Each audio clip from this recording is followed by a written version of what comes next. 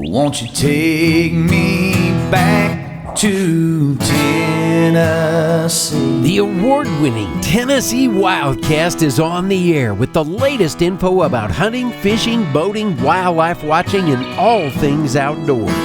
This episode is brought to you by GSM Outdoors, whose vision is to preserve the sportsman's legacy, fuel innovation, and enable the next generation of outdoor enthusiasts. Think outside. That's where you'll find us. Now, make welcome your host, Jason Harmon. Hello, everybody, and welcome to this edition of Tennessee WildCast. We're glad you're tuning in. Thanks for watching. Thanks for listening. We got an awesome show lined up for you today, and we are on location at Warriors Path State Park.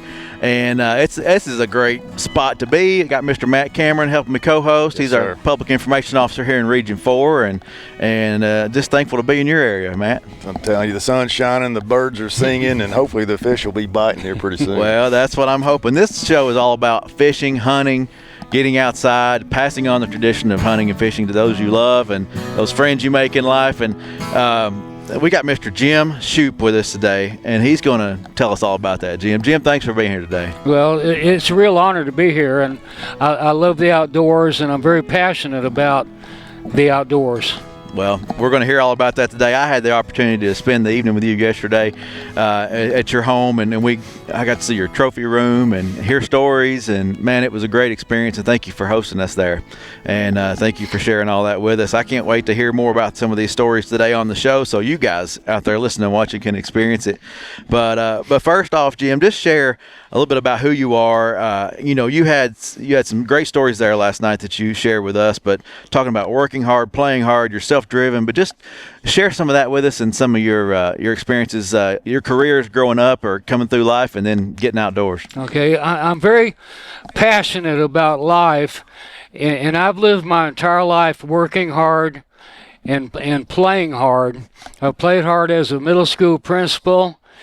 I was at an average middle school, high poverty, poor discipline, and I worked with my staff for 2 years, and we had the highest test score increases in the entire district. And I was published in the Bulletin of the National Association of Secondary School Principals for the instructional and behavioral strategies I helped my staff develop. And I went to become a consultant for the Duval County school system, which is Jacksonville. I was recognized by the State Department of Education 12 separate times as one of the 20 most innovative middle school principals in the state, and I was also honored as Principal of the Year. So I was very passionate and self-driven about work, but I'm wired differently because I'm equally as passionate and self-driven about play, about hunting and fishing. And I take my hunting and fishing, I enjoy it and I love it, but I'm a real serious pursuer of trophy game and trophy fish.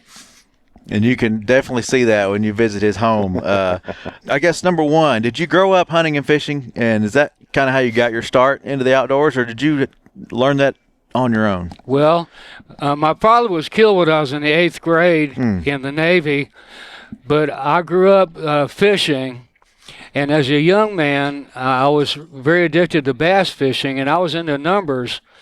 But once I caught my first 10-pound bass, something clicked, and I became solely interested in pursuing 10-pound bass. In about 6 or 8 years, I caught 25 bass over 10 pounds, Whoa. And I was published twice in Bassmaster magazine. And then I started fishing inland salt water, the Banana and Indian rivers near Cocoa Beach, and I specialized in big sea trout, big redfish, and I caught 2 sea trout over 32 inches, and I caught quite a few redfish over 30 pounds, which is pretty large for an inland redfish. And then I spent 30 years offshore fishing and some pretty hardcore diving and spearfishing out of Port Canaveral. And I did fishing clinics for the Florida Sportsman magazine on offshore fishing. So you've played a big impact on Florida fishing and diving and outdoor experiences there. I feel like it. That's amazing. Like looking at his wall, like I'm getting a mixture of like Teddy Roosevelt, Steve Ranella, and Jacques Cousteau, man. If you could combine all them into one, it's this cat right here. He's done it. It's amazing, all the experiences he's had. I've had a blessed life, but I also challenge life and all it has to offer. And that's very important in the outdoors, as more people need to take advantage of the outdoor and challenge themselves in the outdoors. So let's dive into some of the hunting experiences that you've had growing up and throughout your life, and just some that I got to experience or see. It was Africa, Alaska, New Zealand, South Carolina is where you normally do your deer hunting here locally. You hunt in South Carolina across the border there. But just give us some of those experiences. What was one of the most memorable that stood out to you? Some of those hunts. I enjoy hunting dangerous game because dangerous game to me is fair, and if you don't do your job right, the issue can turn at the drop of a hat. So I enjoyed tracking lions, hunting Cape buffalo, hunting brown bear, hunting grizzly bear, and just being in the presence of dangerous animals is a real rush. But you need to do your job correctly and safely. So dangerous game was my real challenge and real thrill, because it's the ultimate sport to me. Yeah. Out of all those you just listed, what do you consider the most dangerous animal that you've hunted? Well, probably tracking a lion on foot, because 3 weeks after my hunt, a guy got mauled by a lion.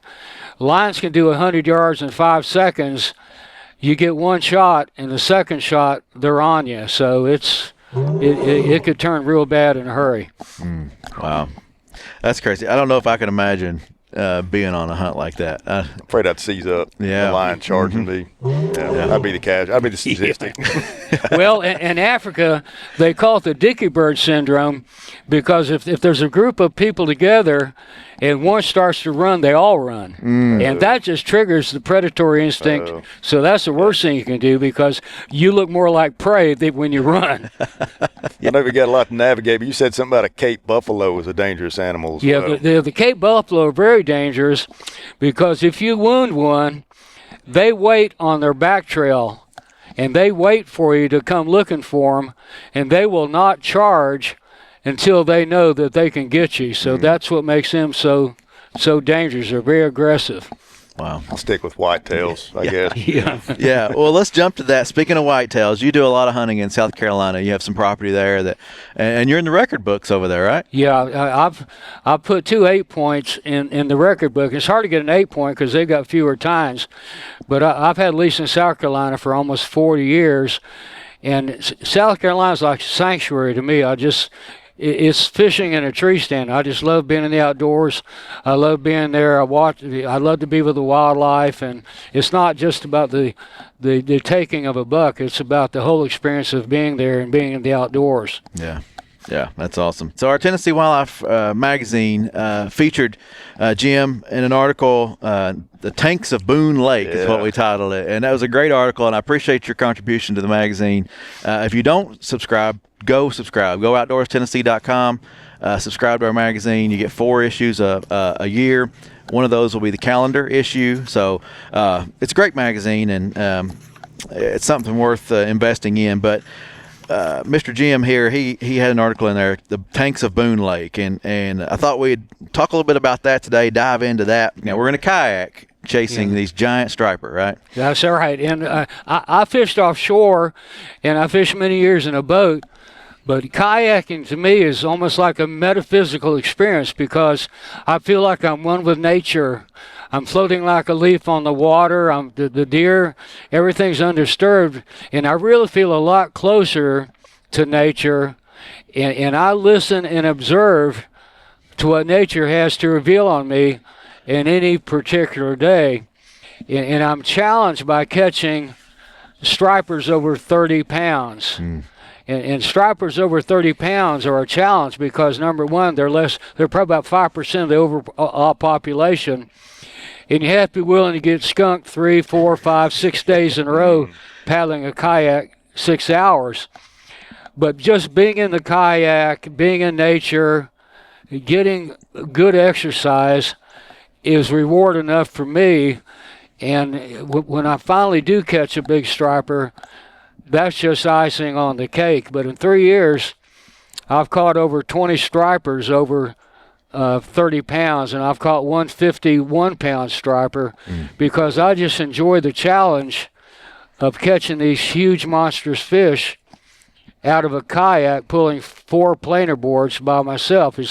I enjoy the peace, I enjoy the solitude, and I enjoy the tranquility of being on Boone Lake. And you've got to enjoy the ride too, because once you hook one, you're in for a ride, right? Yeah, these stripers will definitely pull you around, and it's a strange sensation at first having your kayak being pulled around by an unseen source.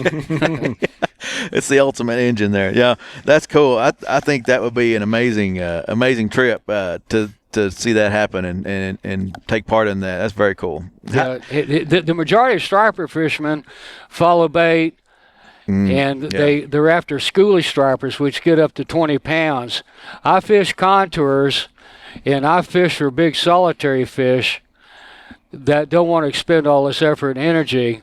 And I have to be willing to go for 3 and 4, 5, even 6 days without a strike. But the experience and the journey is well worth it to me. Well, no doubt you want to share this, and we'll talk about more of that later, how you love to share the passion of the outdoors. But would you mind sharing with the folks listening now, what time of year are you chasing these big guys? I primarily fish during the drawdown at Boone Lake. I fish from November through about March, and the water's drawn down about 30 feet, and this concentrates the bait fish and the game fish. And the water temperature is still cool enough for the stripers to be active. But once the water levels go up and the water temperature rises, the stripers become less active. So it's really prime time during the drawdown. Well, Jim's not shy, and he's a very vocal guy, so he won't mind me sharing. He's 80 years old, and you're out there doing that in some of the coldest times of Tennessee. And that's a man right there, getting out there, and chances of going over and falling in the water and being real cold and fighting these big fish. It's amazing. Huh? Well, I'm blessed. I'm 80, and I'm living the best years of my life right now. I'm still catching some of my best fish ever, and I'm really out in the outdoors here, and I'm blessed to be in Northeast Tennessee. Mm-hmm. I'm truly blessed to be here, and this Warriors Park's just simply amazing too. Well, let's talk about that. Right now, you got my son over there on a couple of rods trying to catch some smallmouth. We had a trout on the line that got away, and I appreciate you sharing your love with this sport with him today. Hopefully, we'll drag in a big one here today at some point. But this park offers fishing, camping, golfing. There's disc golf. There's boat ramps to put your boat in for some great fishing. What other things did you know of? There are 3 campgrounds. Okay. And there are hundreds of people on the weekends walking with their dogs. And there are many people that just come away. This is an oasis from everyday life. So they can just come here, chill out, eat lunch, or just sit in their car and enjoy the solitude of nature. It's an amazing facility here. Yeah, 800 acres. Is that what you said? Over 800 acres. Yeah. You have a golf course, 3 camping grounds. It's just an amazing facility behind us back here. Yep. It's got it all. I'm going to have to come back here and camp sometime and experience the life here for a few days. It's really cool, and that's where you bring. This is where you bring a lot of your friends, those that you introduced to the sport of fishing. You're not afraid to share what you know and what you love with others, and that's awesome. That's what we're all about with the agency. We're trying to get people out there. We're trying to recruit, retain, reactivate people, those who have been in it that gotten away, get them back into it or introduce it to them. So share a little bit about some of your past experiences here recently with friends and loved ones that you're trying to get out there and share the love. Well, I've had a blessed life, and I've had older friends who are in their late 80s. Their wives have passed away of 66 years. All their male companions have passed away, and some of them have some very serious health issues. And I've been felt led to take these people out in the outdoors for some wonderful experiences. My good buddy George lost his wife of 66 years, and he's never caught a smallmouth bass. And I was honored to be able to take George to this very spot where he caught some really beautiful smallmouth bass, and I've taken George hunting for 2 consecutive years, and he's been able to harvest some really nice bucks. I've got another friend, Dr. Jack Williams, retired orthopedic surgeon, and all of his male companions have passed away, and I've been able to take Jack hunting 2 years. I put him on his biggest brown trout, and it's just a real pleasure spending time with these older sportsmen. I had another really dear friend, Al, who had AFib and some serious breathing issues and prostate cancer, and he had breathing issues, but he was able to make it out here one day, and he caught 4 smallmouths between 3 and 4 pounds and had the trip of his life. And he's since passed away, but I was blessed to have been in his life and to have shared that experience with him. And I'm mentoring younger people. I have one guy, Josh, who's a really all-star baseball player. He's really getting into fishing, and I put him on his biggest smallmouth, and I'm getting him excited about earning trophy angler award certificates and pursuing trophy fish. And my stepdaughter, I've taken her fishing and have her catch smallmouth bass and really get excited about fishing. So it's a real honor and a pleasure for me to play it forward, and I get just as much enjoyment, if not more, than seeing them catch their fish of a lifetime than having me catch it, because I've caught hundreds and thousands of fish. So it's a lot more meaningful to me at this stage of my life to pass it on and share it with others. Yeah. That's awesome. And I think, did you mention that Emily was excited about deer hunting this next season? Yeah, Emily's going to go deer hunting. It's my stepdaughter. And the thing I like about her, most people, I can cast and hook the fish and pass them the rod. She wouldn't have any of that.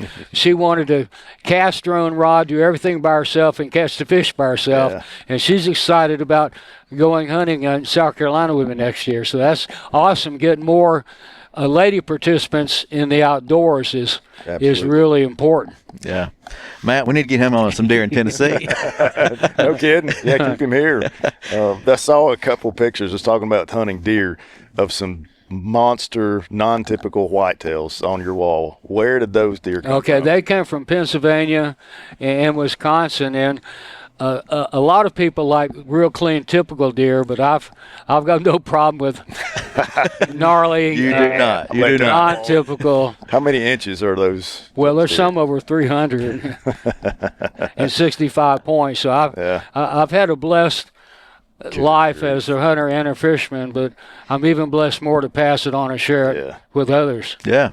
Well, a couple other questions here that we've got. Matt wanted to find out more about the outdoor pursuits that you want to try that you still haven't done yet. Well, if I had my life to live over, I'd have hunted a leopard, and I would have hunted more dangerous game. I got into red stags and big whitetails and things like that, but I wish I'd have hunted more dangerous game in Africa. But I was blessed to do brown bear hunts, grizzly bear hunts in Alaska, so I was blessed to have done that. But Africa gets in your blood. Mm-hmm.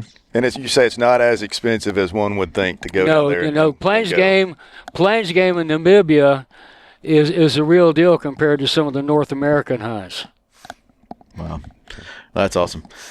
Well, I want to jump back a little bit with fishing, and another trophy that you have hanging on your wall are the tarp certificates from Tennessee. So share your love about that program and some of the successes you've had in the tarp program here in Tennessee. Well, to me, the Tennessee Angler Recognition Program is amazing, and they have minimum lengths for game fish and non-game fish. For example, the minimum length for a striped bass is 40 inches, which is approaching a 30-pound fish.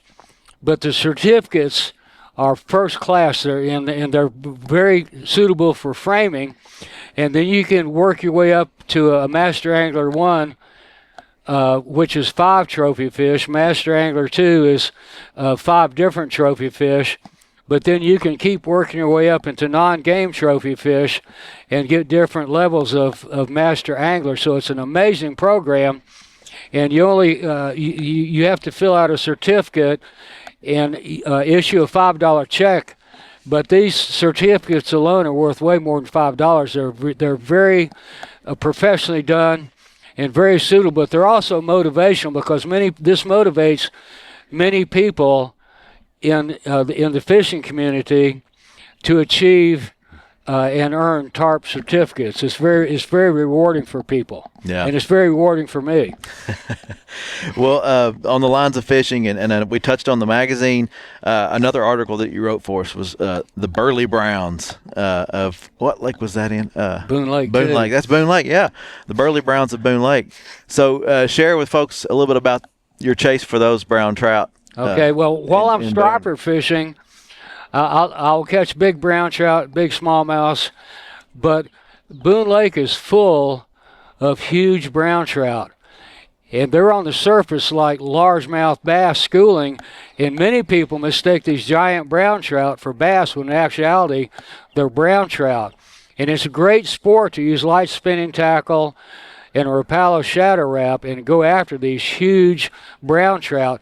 The brown trout start at 26 inches, and if you caught a 26-inch brown trout in a stream, it would be a monster. But in Boone Lake, that's on the small size. Most of the brown trout are over 30 inches, and they're very aggressive, very vicious, and a wonderful game fish. I think that would be fun to chase those. And remember, don't lip them, right? Don't lip them. They have some ferocious teeth. But I've actually had 2 callers from an article to come down and fish a brown trout in Boone Lake. That's right. You welcomed them into your home, and y'all went fishing. Come back next year. Okay, they're going to come back next year. Yeah, that's what I'm saying. This Jim is no stranger to anyone. He'll invite you into his home, and his wife Gail is very, very nice as well, and just open to sharing the love of the outdoors, and it's very cool. He could make a good living just as a guide, here in Tennessee doing what he does, but he's so giving of his knowledge and experiences. And could you imagine if every hunter or angler would share just a little bit of what they know and take somebody else out and try to teach them how to do it? Just how much good could we do for the future of hunting and fishing in Tennessee? And it's generational too, because some of these younger hunters I'm taking out will pass it on to their children and grandchildren, and some of the older hunters will pass it on to their grandchildren and great grandchildren. So it's very important to keep the hunting and fishing community alive and well in Tennessee. Yeah, definitely. Well, we've got a few more minutes here, and something I didn't have on my list, but I know you have a passion for is collecting cool artifacts and petrified woods and just art. You love art. Share with the folks some of the things that you love to collect and search for when you're outdoors. I like to travel out west, and I like to rock hound. And when you rock hound, you've got to get to where a horse or a four-wheeler can't go. And I like looking for a petrified wood, and it gives you a great deal of satisfaction in pushing yourself physically in finding things that other people haven't found. But I also love woodworking, and I collect a lot of wood vases, wood bowls, but I like minerals. I have jasper and amethyst and some other beautiful minerals, but I also love Native American artifacts. I've got an extensive collection of Native American weaponry and artifacts. I've got African weaponry and artifacts. I just love collecting and surrounding myself with memories, and that's what life's about, is making memories. It's not the things you've got on the wall. It's the journey you took to achieve that. Yeah, that's cool. You've mentioned that multiple times in our conversations, that it's the memories that you make, not necessarily the trophy on the wall. You have that, but that's just so you can remember those memories. You can take yourself back into that trip. It's very cool. The experience that meant more to me growing up than winning. A ball game and getting a trophy. Like the experience itself, that moment, that glory. That's what I feed off of. Whatever goes on the wall. It's hindsight for me, but that adrenaline. And as an older person, life's about memories. It's not about material things or things on your wall. It's about the memories that you've made and the memories that you've collected that are of value. And you're still making those memories. And I'm still making them Yeah. at 80. I'm still living life full on. He's saying, I love taking these older guys hunting. And I was like, oh my gosh, man, 88 years old, you know, and he's the young guy in the group. Yeah. And spry. The guy's done triathlons, used to run. How many miles a day did you? 15 miles. I mean, just a bad dude here. Yeah. And still getting after it. Like, you row an hour a day on a rowing machine? Row machine, and I paddle 6 hours in the kayak a day. Good grief. He'd show us up right now if we were out here in these kayaks. But it's still a pleasure for me to see life through the eyes of older sportsmen, too. You know, it gives me a glimpse into my future. Yeah. You'll still be doing it at 88. Well, I'm hoping. and more, yeah. How about wing shooting? Like, you done a lot of bird hunting in your day? No, I just like big stuff. Yeah, big game. Yeah, I hunted snipe. I did a lot of snipe hunting in Florida. That was good exercise. I enjoyed snipe hunting. But other than that, I pretty much like big game. And going back to Florida, I hate to revert too much, but you used to dive and catch lobster and all sorts of crazy stuff, 95 feet deep. Tell us a little bit about that. I've never done anything like that. I fished offshore for 30 years, but I was a very pretty hardcore diver. And hardcore divers drift dive. You dive by yourself 25, 30 miles offshore, 95 feet of water, and someone in the boat follows your bubbles, and that way you can cover more area, because 80% of a reef is pretty devoid of lobsters and fish, but 20% is really concentrated, and you've only got so much air time, so it's important to go past the areas that are pretty much dead and spend your time where all the lobster activity and all the fish activity is. And I was blessed I had a commercial diver that took me under his wing, and he helped pass on a lot of experience that helped me improve myself as a diver, and more importantly, not to get hurt as a diver. Yeah, it could be dangerous. And you pulled a 13-pounder out. I saw a picture of that. That's a cool. It was huge. It was huge. But Jim, thank you for sharing all this with us today. Thank you for sharing the love of the outdoors with everyone you come in contact with, and the readers at home that get our magazine, and son here fishing on the bank in Warrior's Path. I just appreciate all that you do for everyone. Well, and it's important to remember every day's a gift, and enjoy life and share it with others. There you go. That's an important message right there. And we appreciate you all watching and listening today, tuning in to Tennessee WildCast. And remember to pass on the outdoors with someone you love. And we'll see you next time.